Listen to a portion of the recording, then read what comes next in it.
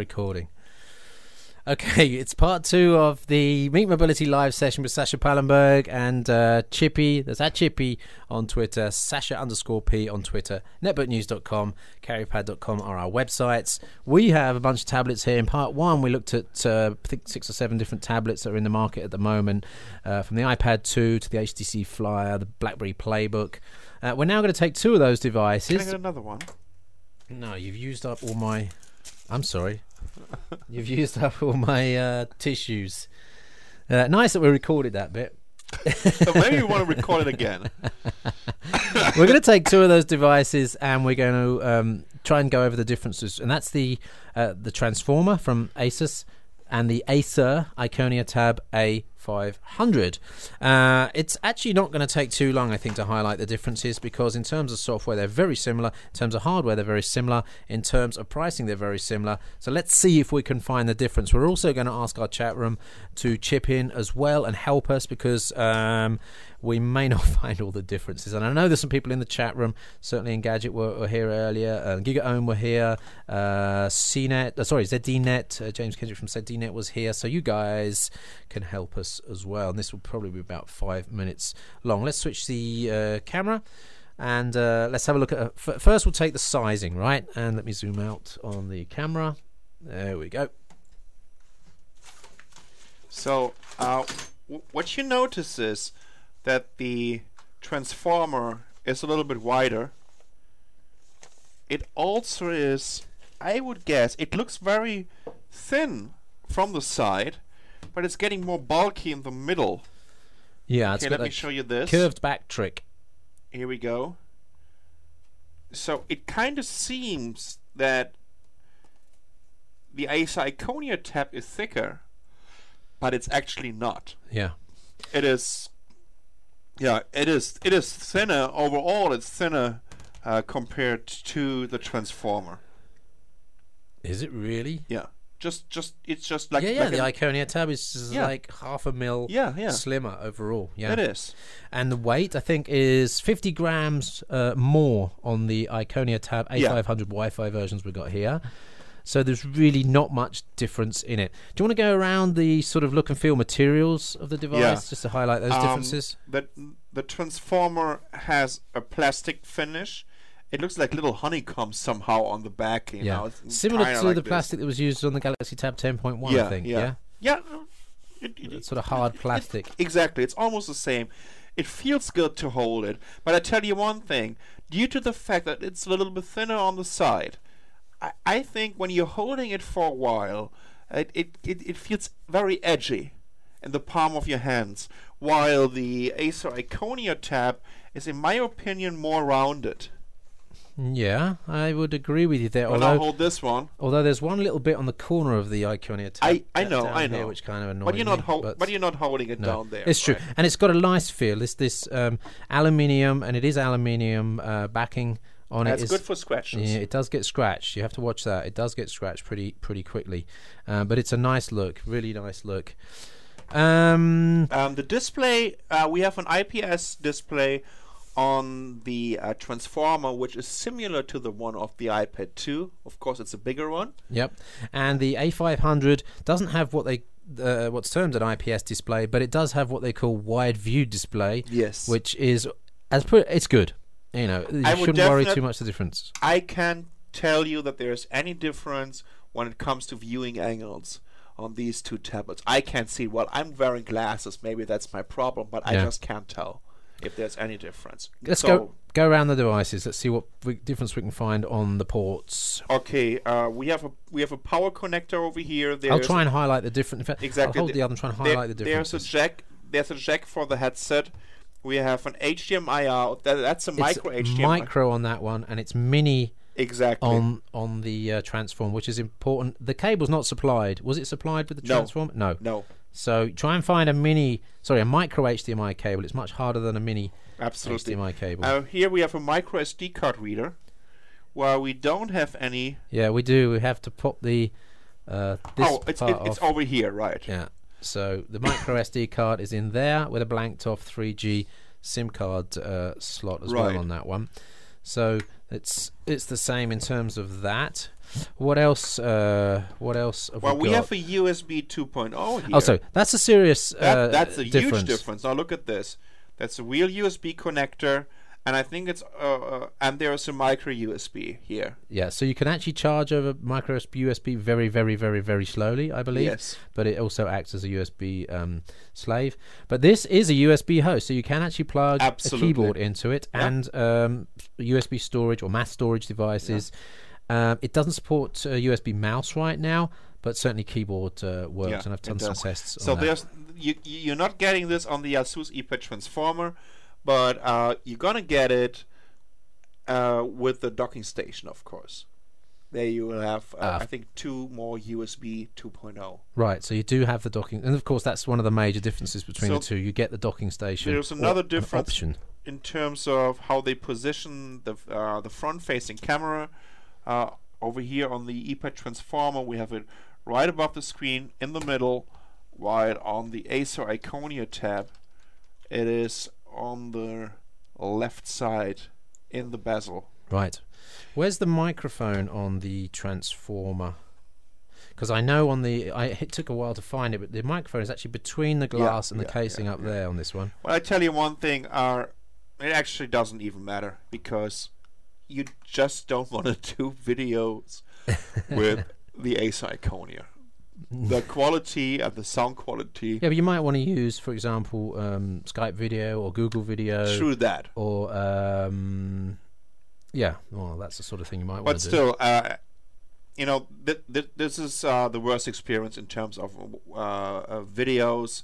What we did with it compared to the Zoom and to the Transformer and to the iPad 2. Sure. So this is it's absolutely inferior compared to all these other tablets. There's a huge docking station connector for the Iconia tab here on the bottom. And there are supposedly going to be accessories, for example, Yes. a dockable keyboard. Yeah. So, but I don't think it will have like the charging and netbooky style keyboard that the No, Transformer no. has. But hopefully that will enable things like HDMI out and charging and USB as well on the Transformer. So with the Transformer, we have also this docking station connector, and then these 2 connectors, so that it's gonna get solidly into the docking station. It can really the hold locating lugs, yeah. Yeah. Let's quickly talk about the internal differences. They're both running Tegra 2. They are both running Honeycomb 3.0. At the price we bought them, and sorry, you have the 32 gig version here of the Transformer. I have a 32 gig version of the A500, but I think the A500 is slightly cheaper for the 32 gig than the Transformer, although prices are fluctuating, and these two seem to be leading the way in bringing the price down, right? Yeah. So it's going to change day by day. Anyway, the other thing is this has got 1 gig. I think this has got 1 gig Yes. as well. Screen size are the same. Screen resolutions resolutions are the same. Let's take a look at the UIs on them, Sash. If you want to do a quick demo on the differences there. So with the you know what? Let's take a look at the Iconia UI first, because this is plain Android Honeycomb. Let's go back to the. Okay, I'm getting a little bit closer to the camera here. There you go. Can you see these buttons on the left bottom corner? Let's go back, home screen, and then we have all these apps that are active right now. So this is all plain Honeycomb. This is something that you're familiar with, that you saw already on the Motorola Zoom. And same with these apps and widgets that are running on it. Now let's take a look at the ASUS ePad Transformer. Can you see that they changed the symbols over here? Looks quite different, and they have their own little weather widget, mail widget, calendar widget. So it looks a little bit different. I would have loved them, to see that they would also change the color of the clock here, but they didn't. Right. It would just make sense. But that's about it. When it comes to pre-installed apps, the Iconia tab is superior to the ePad Transformer. We have games on here. We have a couple of multimedia apps, social networking apps. Yeah, so we've got ClearFi, which is the DLNA application. Have you got DLNA support on the Transformer, do you know? Mm-mm. No DLNA support on the Transformer, so that's quite a significant difference. 3 pre-installed games. Oh, no. Sorry. We do have this. There is this. Sorry, I mixed this up. Let me just check it. I found it. There was something. Unfortunately, I already installed so many applications on here. Wait, I'm gonna find it. Someone asked, do people actually use DLNA? I try to use it. I just wish I had a TV that supported it. Then I would push some content around. You try and find that. I'll just talk about some more differences on the A500. There's a different photo browser on here, Photo Browser 3D. Nemo Player is the audio player. Sasha's just found MyNet is the DLNA support on. So it does have DLNA on the Transformer. I had a huge problem to playback codecs, DivX codecs, AVI codecs. Oh yeah, on this device. The codec support is not there right now. Musica is a music recognition application. Opio is a radio application. YouTube we've got here, of course, and that's standard, and Clearfire is a DLNA. Moving through, Social Jogger. There's a very important link to Facebook. That's an app in itself, surely. Google Talk, of course, there's standard, and LumiRead, which is, I think, an EPUB book reader. And that's pretty much it. There's not much else here in terms of applications. I'm just going to quickly look through. I want to mention something about language support. This is the German version. You can't switch it to English language. Oh, shoot. And the actual German version has got tons of English language stuff in it as well. So a lot of the notes that come under menus are all still in English. So clearly some work. Well, I bought this one in Taiwan, and I can switch it to whatever language. Yeah. The Iconia tab. Oh, right, okay. Yeah. How stupid that they didn't put European language support in there. Anyway. Performance is going to be the same, right? We've got the same processor, we've got the same memory, we've got the same operating system build. There's going to be nothing between the two. All the widgets, etc. The UI is pretty much the same. What else can we say about the differences? There's a difference between 30 and 60 minutes in terms of battery life. The ePad Transformer is getting a little bit more of battery life. Right. And I don't know if 30 to 60 minutes is significant. Yeah, but you're talking over 7 hours. Exactly. And I think the A500, that idles pretty well. 4 days idle with Wi-Fi on. So the differences are minimal. When you get to over 7 hours, I think it's not worth. It depends how you use the device. I mean, if you accidentally leave Bluetooth on, there's your half an hour gone. You know? What else can we talk about? Because I don't think, and I was trying to think about this today. There is nothing really significantly different. You know what? There is a small difference when it comes to the speed in the browser. The accelerometer is quite a little bit faster on the Iconia tab. The Iconia has a gyroscope. Does it have a gyroscope in the Transformer as well? I think so. I think it did. When I had a look at the info through Quadrant earlier. We also did a comparison with the 3.0 version of the Motorola Zoom before we got the update, and the Motorola Zoom was by far the slowest one when it came to browser speed, rendering, and using the accelerometer, going from portrait mode to landscape. So that was quite different. And what about updates? Have Asus said that they will update to 3.1? I just got an update 3 days ago on this one. Which wasn't 3.1 though. Which wasn't 3.1. Right. I think that was mainly for ASUS applications, sizes, whatever, or maybe just some codecs or firmware. I don't know. Right. Yeah. I don't know what they did. Bug fixes or whatever. You know what? Actually, what we even did, we did a boot up comparison. You know, which tablet is booting up. Sash will do anything for a YouTube video. Yeah, well, I mean, no one did it before. It's quite interesting. Right. All of them are pretty slow, I tell you that. If you compare this to a netbook, they're all very slow. The Flyer has a fast boot mode, by the way, but I don't know how it works.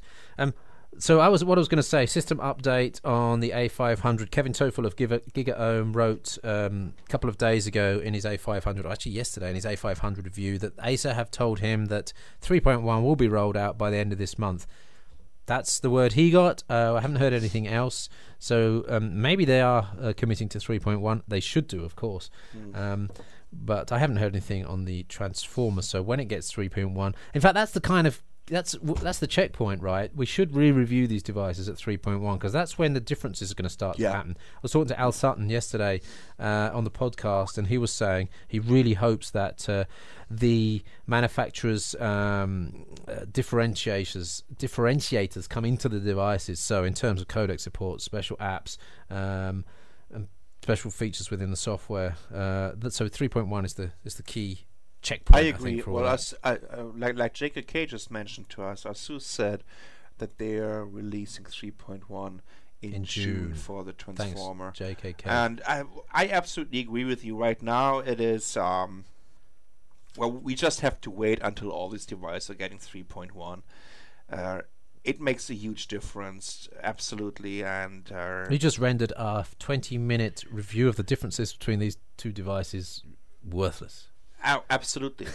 Did we record it? We recorded Fantastic. it. Let's delete it. But it's important. Mid-May 2011, 3.0 tablets. I think most reviewers would say wait. Yeah. And 3.1 is the point where you start to, I think, see differences and start to be able to review the device for what they're going to be 6 months down the line. All right. Yeah.